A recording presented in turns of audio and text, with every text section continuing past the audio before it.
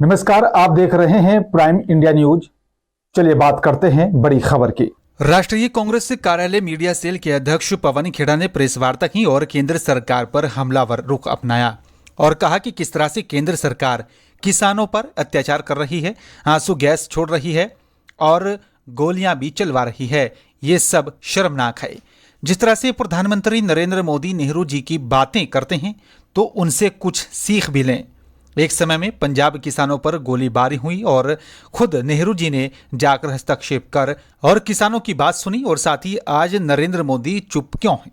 क्या किसानों की ट्विटर हैंडल बंद करने से आंदोलन समाप्त हो जाएगा? सोशल मीडिया पर भी किसानों को बदनाम करने का जो षड्यंत्र चल रहा है, ये दिखाता है मोदी जी किसानों से कितने डरे हुए हैं। ट्विटर अकाउंट बंद, इनको क्या लगता है साहब कान बंद कर देंगे तो सुनाई नहीं देगा।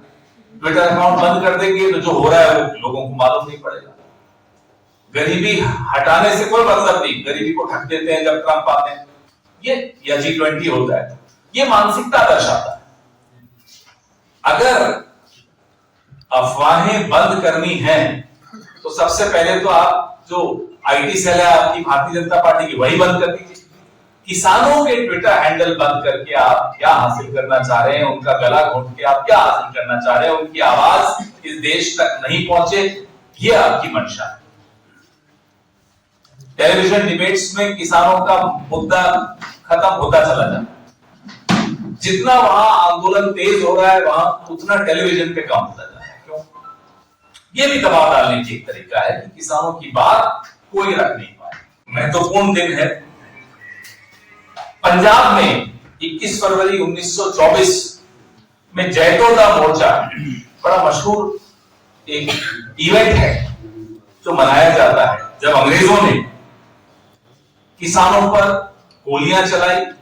सिख किसान थे और काफी लोगों को मार दिया या घायल कर दिया। नेहरू जी को ये बात पता चली, तुरंत वहां गए, अपना समर्थन दिया किसानों को और बड़ा अच्छा नेहरू जी ने किसानों पर उस वक्त लिखा था। मुझे लगता है क्योंकि नेहरू जी पे तो विशेषज्ञ हैं आजकल नरेंद्र मोदी, ये जो जैतोदा मोर्चा है कल उसकी 100 साल पूरे होंगे, उसमें नरेंद्र मोदी जी को नेहरू जी की शरण में जाना चाहिए और पढ़ना चाहिए। नेहरू जी ने जैतोदा मोर्चा पर जब गोलीबारी हुई तो क्या हुआ, बड़ा महत्वपूर्ण, उनको कुछ सीखने को ही मिलेगा, इसमें कुछ नया जानने में कोई गलत नहीं होता। तो आपने देखा कैसे मुख्यमंत्री नरेंद्र मोदी प्रधानमंत्री नरेंद्र मोदी के सबसे बड़े आलोचक, और जो जब वो मुख्यमंत्री थे उन्होंने कहा था, ठीक उसका विपरीत जब वो प्रधानमंत्री बने वो कर रहे हैं। अव्वल दर्जे के झूठ उनके पकड़े जाते, एक के बाद एक झूठ, MSP पे झूठ, फ्रीडम ऑफ एक्सप्रेशन पे झूठ, आंदोलनों पे झूठ, तमाम झूठ एक प्रधानमंत्री के जब पकड़े जाए तो वो क्या करेगा? वो यही करेगा जो अब कर रहा है, इंटरनेट बंद कर देगा, टेलीविजन पे दबाव डालेगा, हेडलाइन बदलेगा, तोड़-फोड़ करेगा, इधर उधर से MLA खरीदेगा, नेताओं को तोड़ेगा, इधर से इस पार्टी से आ जाओ, ED का डर, CBI का डर, इनकम टैक्स का डर, कुछ नहीं हुआ तो खालिस्तान। किसानों को बदनाम करने का जिस तरह से इन्होंने एक बीड़ा उठाया, हमारे वक्त कई आंदोलन हुए। अभी मैं संजीव जी और विनीत जी को बोलूंगा, एक वीडियो है अटल जी का किसान के आंदोलन को समर्थन देते हुए, वो भी आपको देंगे। विपक्ष का की जिम्मेदारी होती, देश में इस तरह के आंदोलन हो और इतना बड़ा तबका किसानों का कोई मांग कर रहा हो, उसमें विपक्ष खामोश बैठ जाए, जो कि नरेंद्र मोदी चाहते हैं, वो संभव नहीं हो सकता। फिर हम अपनी जिम्मेदारी से में चूक रहे हैं। मीडिया को आप खामोश करने की कोशिश करते हैं कि इस मुद्दे पर न बोले। आप सोचते हैं कि मीडिया और विपक्ष खामोश हो जाएगा तो आंदोलन खत्म हो जाएगा।